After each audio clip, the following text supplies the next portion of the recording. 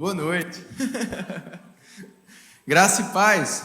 Ainda de pé, pega a sua Bíblia, levanta ela comigo. O apóstolo Guto gosta de dizer que a gente deixa o diabo nervoso assim. Quando ele vê que você está com a palavra de Deus, ele já fica nervoso, preocupado. Diga: eu amo a palavra de Deus. Ela é vida para o meu espírito, salvação para a minha alma e saúde para o meu corpo. Diga: nesta noite, mais uma vez, ela será semeada no meu coração, que é uma boa terra, e por isso dará muitos frutos e grandes transformações. Diga: a minha vida, a minha família e a minha igreja ficarão ainda melhores para a glória de Deus. Se você crê no que você disse, dê o amém mais alto que você puder, hein? Oh, aleluia! Pode sentar. Que bênção, irmãos, estar com vocês esse final de semana festivo, e a gente se alegra com esses 8 anos e crê junto com vocês que é apenas o começo daquilo que Deus tem para fazer através dessa obra, através de cada um de vocês nessa cidade. Amém? Aleluia. Nós vamos ter 2 momentos nessa noite, né? E eu quero dizer que aquela que vem após mim, eu não sou digno de atar-lhe as sandálias. É minha esposa, vou só abrir caminho. Amém? O pastor Bud, o pastor Márcio, ele passava por mim, quando eu estava junto com o Stephen, ele dizia a mesma coisa. Já se ajoelhou hoje, rapaz? Você é tão comum para ela ter casado com você. E é verdade. Quantos estavam aqui ontem à noite? Você foi edificado? Queria que você abrisse novamente lá em Atos, capítulo 27. A gente viu essa história ontem, né? Quando Paulo ele teve o testemunho interior de que a viagem não seria boa, mas não quiseram dar ouvidos a Paulo, ou na verdade não quiseram dar ouvidos à direção de Deus a Paulo. E seguiram viagem, veio uma grande tempestade ali, e eles quase estavam naufragando, já tinham perdido toda a esperança de salvamento, quando um anjo aparece a Paulo e ele diz: olha, por sua causa, ninguém vai morrer. E aí Paulo se levanta no meio daquela tempestade e diz para aquelas pessoas: tenham bom ânimo. Eles já estavam sem esperança, já entregues para naufragar ali, já esperando o momento que iriam naufragar, desesperados, e Paulo olha para eles e diz: tenham bom ânimo. Versículo 23, ele diz o porquê. Nesta mesma noite, um anjo de Deus, de quem eu sou e a quem eu sirvo. Algumas versões ou traduções dizem a quem eu pertenço e adoro. Amém? Ele esteve comigo dizendo: Paulo, não temas, é preciso que compareças perante César, e eis que Deus, por sua graça, te deu todos quantos navegam contigo. Portanto, senhores, tende bom ânimo, pois eu confio em Deus, que sucederá do modo como me foi dito. Oh, aleluia! E a gente viu que o que fazia Paulo ter essa confiança em Deus e na palavra que ele havia recebido, a ponto de no meio da tempestade ele ter bom ânimo, é porque Paulo ele tinha um relacionamento com Deus. Como ele mesmo escreveu para Timóteo: eu sei em quem eu tenho crido. Oh, aleluia! Eu conheço em quem eu tenho crido. Então, quando ele recebeu aquela palavra de Deus, ninguém vai morrer, ele ficou animado. E ele passou a animar os outros. E ele fala: o Deus de quem eu sou e a quem eu sirvo. Essa consciência de pertencimento e essa consagração para servir, esse relacionamento por meio do serviço, da adoração, vai fazer com que eu e você também possamos ter essa mesma confiança. de crer em Deus, de ficar com a palavra de Deus, como nós acabamos de cantar. Está escrito, ponto final. Meu Deus falou, vai ser assim. Oh, aleluia! Amém, irmãos? E ontem a gente falou sobre essa primeira afirmação de Paulo, o Deus de quem eu sou. A gente falou da importância de pertencermos a Deus, de vivermos exclusivamente para Ele, de termos um coração totalmente de Deus. Amém? De Deus não ter concorrência no nosso coração, dele ser de fato o Senhor, o dono da nossa vida. Amém? E hoje eu quero falar com você sobre servir. Ele disse, o Deus de quem eu sou e a quem eu sirvo. Queria que você abrisse lá em 2 Timóteo, capítulo 2, vamos ler a partir do verso 19.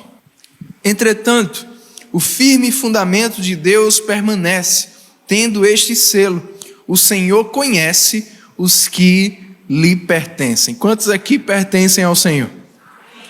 Ontem falamos sobre isso. O Deus de quem eu sou, a quem eu pertenço.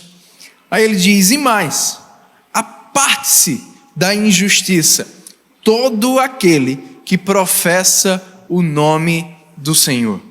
Ora, numa grande casa não há somente utensílios de ouro e de prata, há também de madeira e de barro, alguns para honra, outros, porém, para desonra.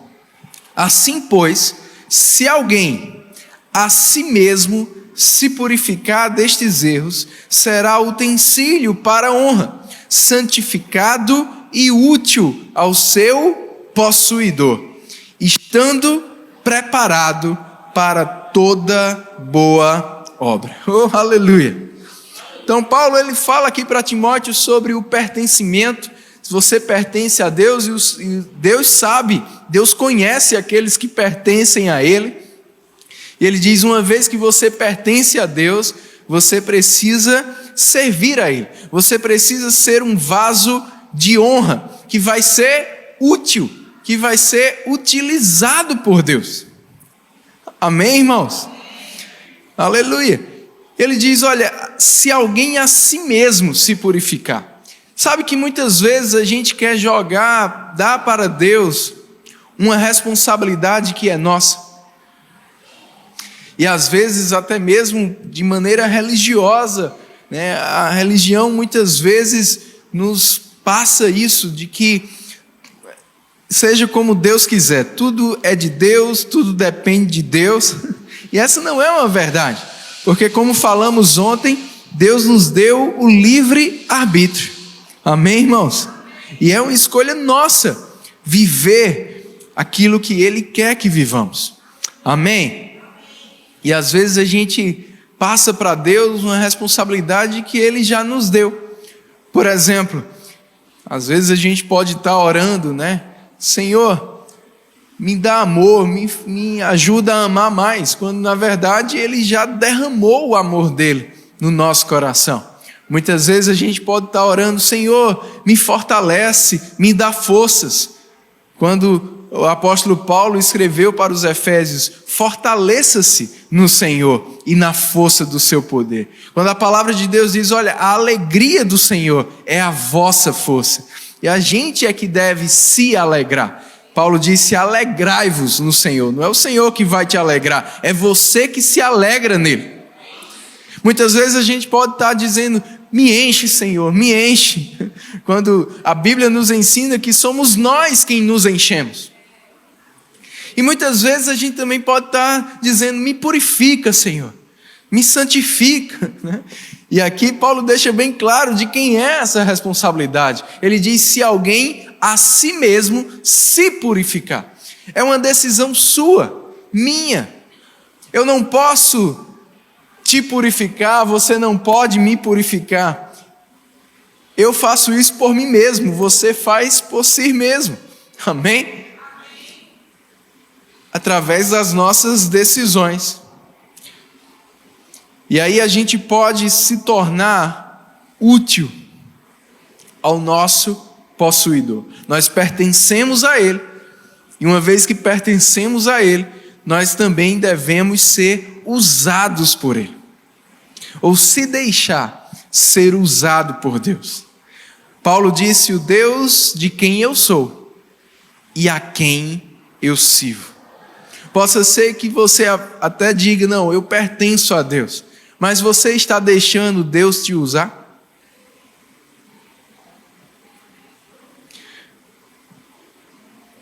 Estou deixando você pensar. Você está deixando Deus te usar? Mas pastor, eu não sou pastor, eu não tenho um chamado ministerial. Como assim Deus vai me usar? Deus vai te usar.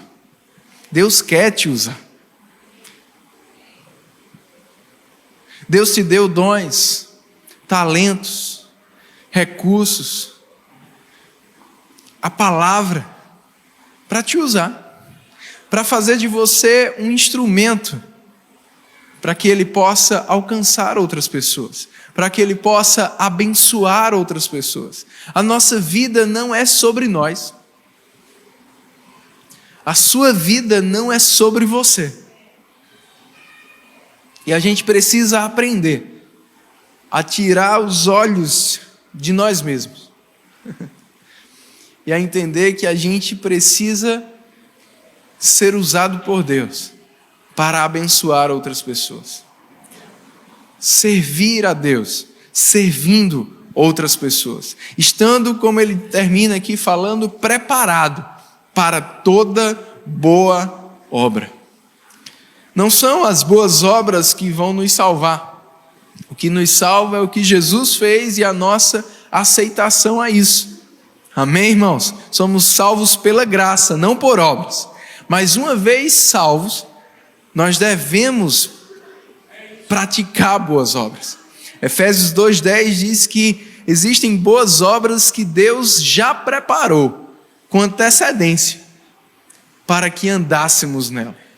Deus tem um propósito para a sua vida. E deixa eu te dizer, nunca é tarde para recomeçar. Deus quer te usar, independente da tua idade, independente do que você acha que pode. Ele te vê como você ainda nem se vê.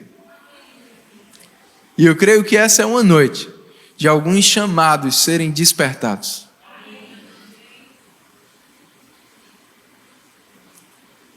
Deus está te chamando para ser um vaso útil para Ele. Ele quer te usar. Diga: Deus quer me usar. Em Romanos capítulo 6,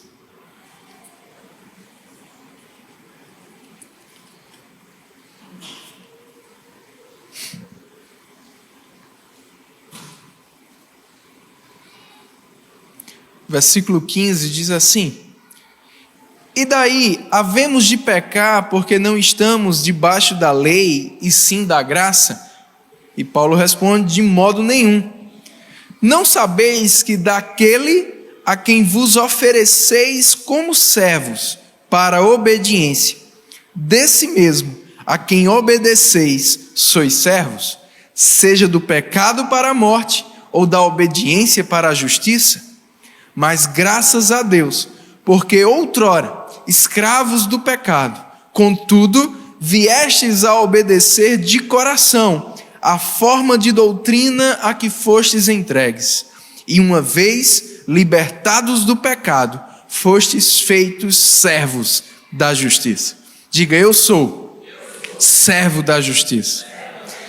No verso 19 ele diz: falo como homem, por causa da fraqueza da vossa carne, assim como oferecestes os vossos membros para a escravidão da impureza e da maldade para a maldade, assim oferecei agora os vossos membros para servirem à justiça para a santificação.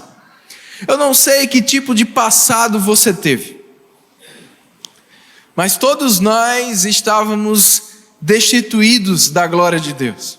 Estávamos no lamaçal do pecado e Ele nos deu vida juntamente com Cristo. Quando eu e você recebemos Jesus como Senhor e Salvador da nossa vida, fomos transportados do império das trevas para o reino do Filho do seu amor. Fomos feitos novas criaturas. Amém? E eu não sei que tipo de vida você tinha antes disso, mas assim como a história da humanidade está dividida em antes de Cristo e depois de Cristo, a minha história e a sua história precisa estar também. E Paulo diz, olha, antes vocês usavam os seus membros, usavam o seu corpo para o pecado, para a maldade. E ele diz, assim como você usava para o pecado e para a maldade, agora você precisa usar, no mínimo, assim como você usava para o pecado, você precisa usar para servir à justiça. E sabe, muitas vezes eu já me deparei, pastor, aconselhando alguns irmãos, aconselhando pessoas, e era interessante porque eles não entendiam porque algumas coisas não estavam acontecendo, parecia, né, que depois que haviam se convertido, as coisas tinham ficado piores. E eu sempre faço essa reflexão com essas pessoas. Antes de se converter, como era a sua vida, como era a sua intensidade para o pecado?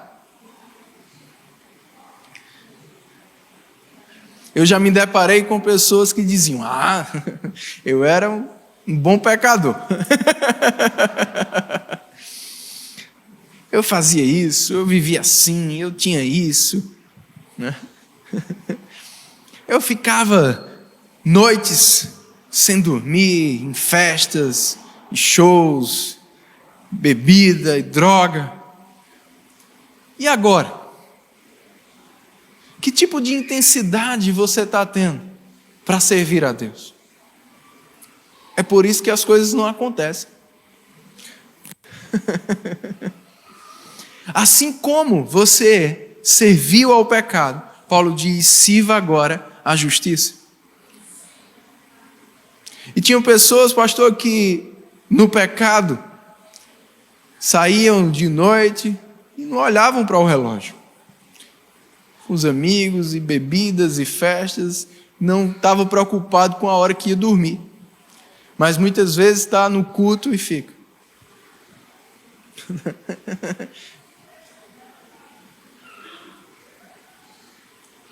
Tinha programação toda noite. E às vezes está na igreja e o pastor diz, nós vamos ter uma conferência, vai ser sexta, sábado. Para que isso tudo? Para que tantos cultos?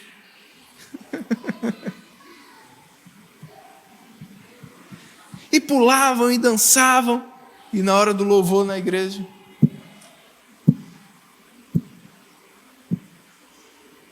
e gastavam milhares e milhares de euros para viagens, para festas, para fazer tanta coisa.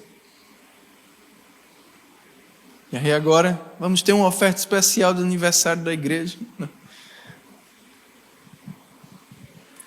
Vou dar esse restinho aqui.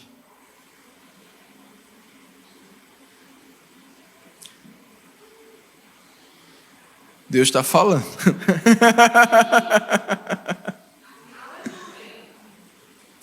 A gente precisa ser intenso.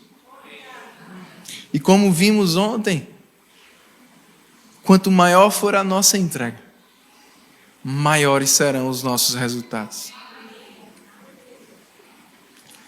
Como você tem servido a Deus? Que tipo de vaso você tem sido? Você tem sido útil ao seu possuidor? Pastor, eu pertenço a Deus. Você tem deixado Ele te usar? E sabe, servir a Deus vai nos levar a servir pessoas. Já vi muitos cristãos dizendo, eu sou um servo de Deus. E aí, você está servindo quem? Não, eu só sirvo a Deus. Como? Porque a palavra de Deus nos mostra que nós servimos a Deus servindo pessoas. Hebreus capítulo 6, versículo 10 diz: olha, Deus não é injusto para se esquecer do vosso amor evidenciado para com Ele. E Ele diz como é que nós provamos, evidenciamos o nosso amor para com Deus. No final do versículo 10 ele diz: pois servistes e ainda servis aos santos. Nós comprovamos que amamos a Deus quando nós servimos pessoas. Em 1 João 4,20 ele diz: olha, se alguém disser que ama a Deus, a quem não vê, mas não ama o seu irmão a quem você está vendo, você é mentiroso. Nós podemos trocar o verbo amar pelo verbo servir. Eu não posso dizer que eu sirvo a Deus a quem eu não vejo se eu não estou servindo a quem eu estou vendo. Quantos concordam comigo? Em Mateus capítulo 25, Jesus falando sobre um julgamento que há de ter das nações, ele disse que algumas pessoas vão chegar para ele naquele dia, e ele vai dizer: olha, eu não conheço vocês. Eles vão dizer: como assim, Jesus, não conhece? Porque eu tive fome e vocês não me deram de comer. Eu tive sede e vocês não me deram de beber. Eu estive nu e vocês não me vestiram. Eu estive preso e vocês não me visitaram. E aquelas pessoas vão dizer: quando foi isso? Que eu não me lembro de ter visto você, Jesus, assim. E Jesus vai dizer: quando você não fez a um dos meus pequeninos. Você lembra de Saulo? Depois passou a ser chamado de Paulo, né? Quando Saulo teve aquele encontro com Jesus, aquela luz no caminho de Damasco, e ele ouviu a voz de Jesus dizendo: Saulo, Saulo, por que me persegues? Saulo não estava perseguindo Jesus. Saulo estava perseguindo os cristãos. Mas quando você faz por pessoas, você está fazendo pelo próprio Deus. Então servir a Deus vai nos levar a servir pessoas. Em Colossenses capítulo 3, queria que você abrisse lá. Paulo fala sobre como nós devemos servir.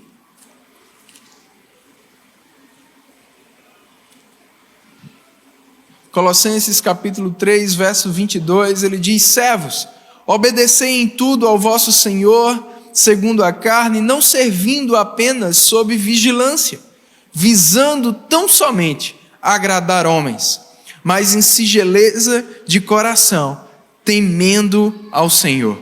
Tudo quanto fizerdes, fazei-o de todo o coração, como para o Senhor e não para homens, cientes de que recebereis do Senhor a recompensa da herança. A Cristo o Senhor é que estais servindo. Oh, aleluia! Aleluia! Servir ao Senhor não significa que você não servirá pessoas. Já estamos vendo. Eu sirvo a Deus servindo pessoas. Servir ao Senhor significa servir pessoas com a consciência que é para Ele. Eu estou servindo as pessoas, mas eu estou fazendo isso para Deus. Eu estou fazendo isso para o Senhor. Amém, irmãos? Deus quer que você sirva. Amém? Precisamos fazer alguma coisa. Existe uma obra a ser feita. Jesus está voltando. Isso está mais próximo do que você imagina. E tem muita gente precisando do que você tem. Tem muita gente precisando de você. Muitas vezes de um abraço, de uma ajuda, de um sorriso. Precisando dos teus dons, talentos. Essa igreja precisa de você. Você precisa se envolver. Não se trata só de vir, ficar sentado e assistir um culto. Não. Você precisa dar o seu culto ao Senhor. E isso faz parte também de servir, se envolver em algum departamento, fazer algo que você pode fazer. Mesmo que você pense que é algo só natural, mas não é. Em Eclesiastes capítulo 9, abre lá. Quero que você lê. Eclesiastes capítulo 9.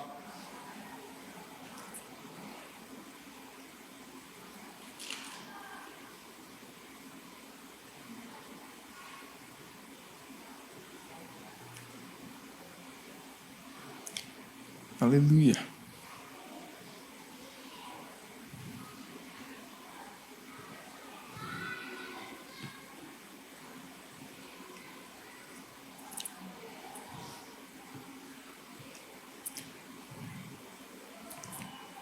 Versículo 10. Tudo quanto te vier à mão para fazer, faze-o conforme as tuas forças. Essa era a instrução no Antigo Testamento. Agora eu queria que você abrisse comigo em 1 Pedro, capítulo 4. 1 Pedro, capítulo 4, versículo 10, diz assim: servi uns aos outros, cada um conforme o dom que recebeu, como bons despenseiros da multiforme graça de Deus. Se alguém fala, fale de acordo com os oráculos de Deus. Se alguém serve, faça-o na força que Deus supre, para que em todas as coisas seja Deus glorificado por meio de Jesus Cristo. No Antigo Testamento, a instrução era: o que vier à tua mão para fazer, faz conforme as tuas forças. No Novo Testamento, Pedro fala diferente. Ele diz: se alguém serve, sirva na força que Deus supre. Oh, aleluia! Servir a Deus não se trata de fazer algo para Ele, se trata de fazer algo com Ele. Ele te ungindo, Ele te inspirando, Ele te capacitando, Ele te dando as instruções, Ele te dando as habilidades, Ele te ensinando a fazer. E sabe, irmãos, isso vai te dar tanta experiência com Deus, que vai fazer com que você tenha um relacionamento íntimo com Ele, a ponto de confiar quando Ele te dar uma palavra, como Paulo confiou no meio daquela tempestade. O Deus de quem eu sou e ao quem eu sirvo, Ele disse, e se Ele disse, vai ser conforme Ele falou. Porque Paulo tinha experiências com Deus. Quando você decide entregar a sua vida a Deus e ser usado por Ele, você vai ter experiências com Ele. Em João capítulo 2, o primeiro milagre de Jesus.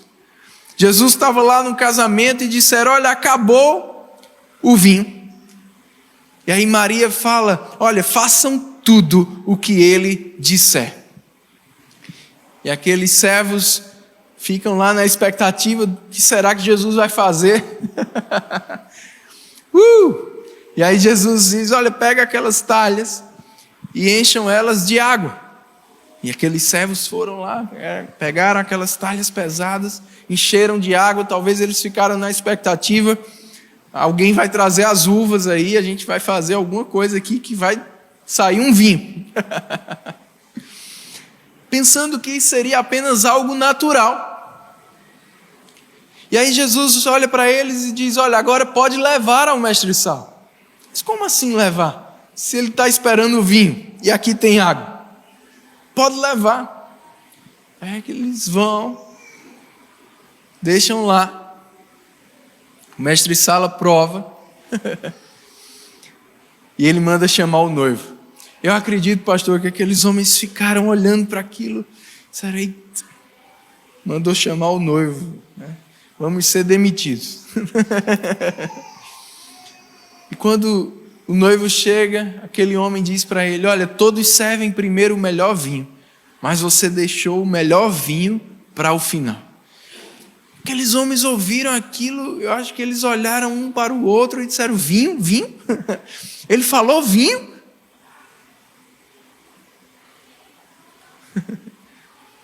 Na minha talha tinha água. Eu coloquei água. Mas chegou lá vinho.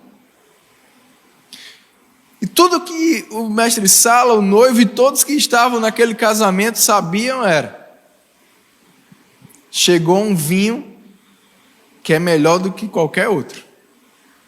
Será que era do Porto esse vinho? Chegou um vinho que era melhor do que qualquer outro. Foi o que eles ficaram sabendo. E eu gosto como está na minha e na sua Bíblia, porque diz assim: não sabendo o mestre Sala como, somente sabiam os servos. Para quem estava naquela festa, só chegou um vinho novo, mais gostoso. Mas para quem estava servindo, um milagre aconteceu. Tem experiências com Deus que você só vai ter se você estiver servindo. Muitas vezes quem chegar nessa igreja vai experimentar um culto maravilhoso, vai ser abençoado, vai receber de Deus. Que culto maravilhoso! Mas quem estava servindo vai ter experiências muito maiores com Deus. Porque você vai ter experiências do tipo: eu coloquei água e chegou vinho. O que isso significa? Não fui eu. Não foi na minha própria habilidade. Não foi na minha própria capacidade. Não foi de acordo com o meu conhecimento. Eu fiz o que era para fazer. E olha o resultado. O que gerou esse resultado? O poder de Deus. E quando a gente tem experiências com o poder de Deus, Paulo disse em 1 Timóteo capítulo 3, falando sobre os servos, que Timóteo deveria levantar na igreja.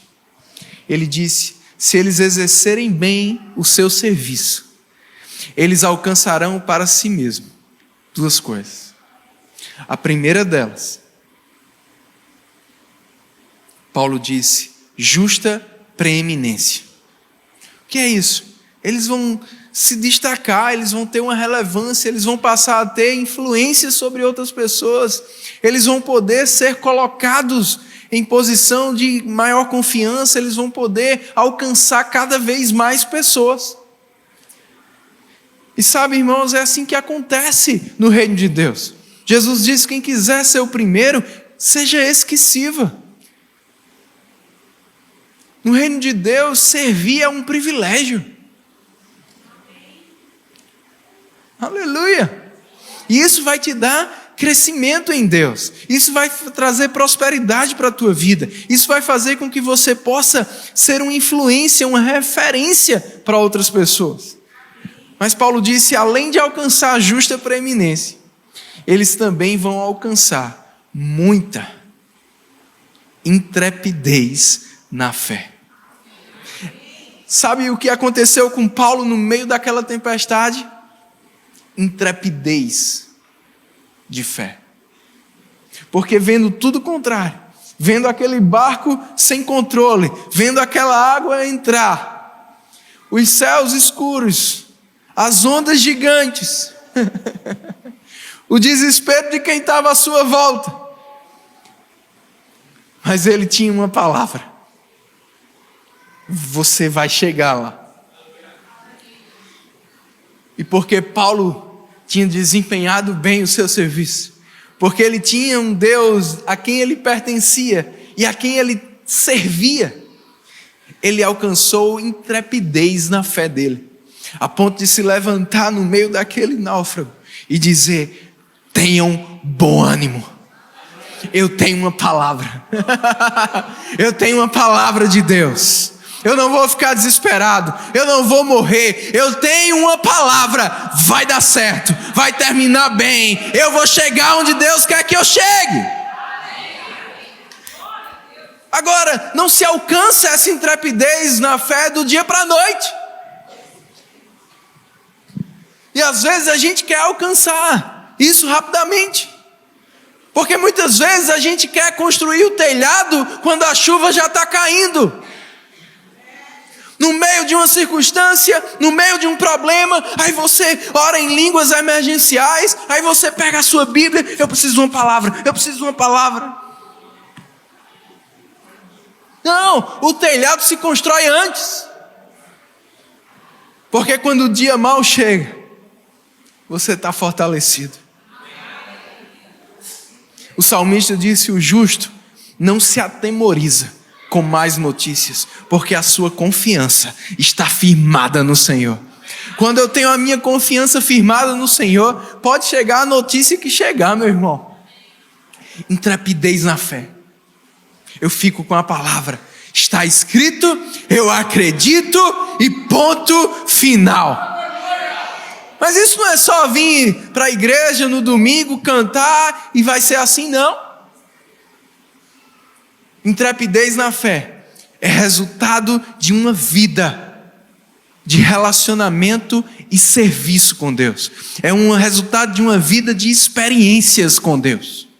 E essas experiências você vai ter quando você decide sair da cadeira, sair da sua zona de conforto.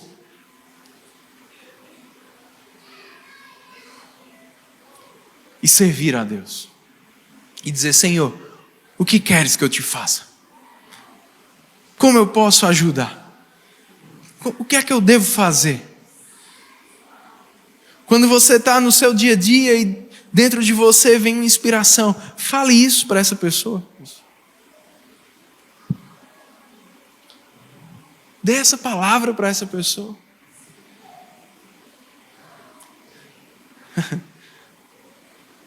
E você vai lá, mesmo sem entender, diz: posso falar algo para você? E você fala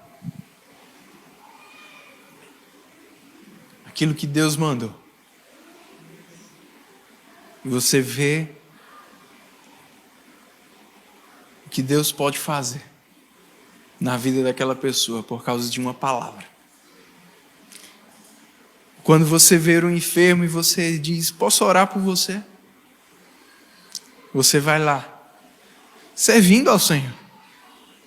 Coloca as mãos e ora.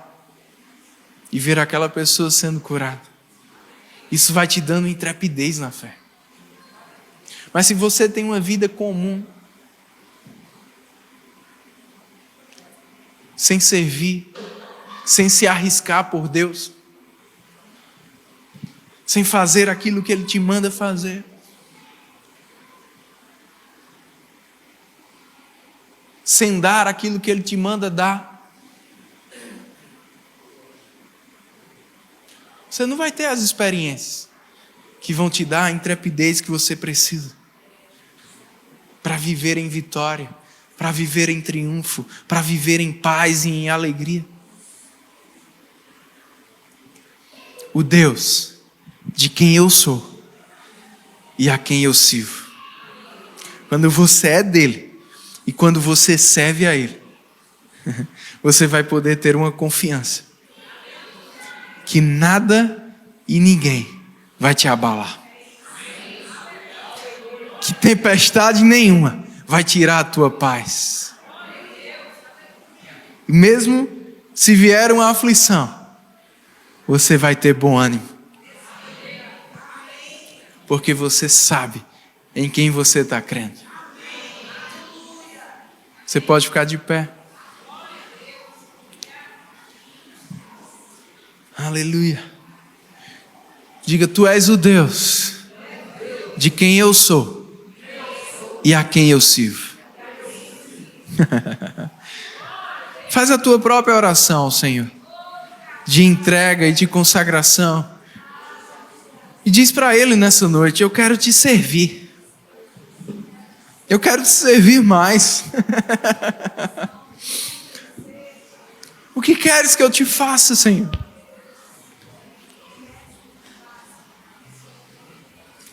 O que eu posso fazer? Sabe, o Senhor vai trazer algumas instruções ao teu coração que podem parecer simples, como: pega essas talhas e enche de água. Mas você não faz ideia do resultado final. Pode ser um começo simples. Mas quando você faz de todo o teu coração, você vai ter experiências com Deus. E você vai ter muita intrepidez na fé. Aleluia. Obrigado, Espírito Santo. A minha oração pelos meus irmãos e irmãs nessa noite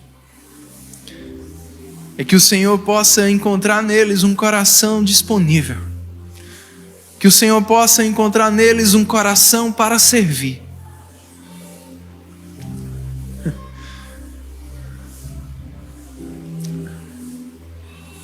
Que eles possam despertar e dizer: eis-me aqui, Senhor.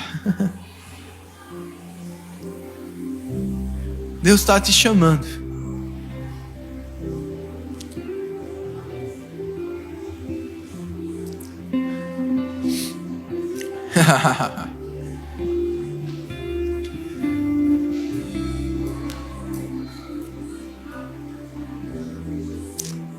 Queremos te servir, Senhor, de todo o nosso coração. Aleluia.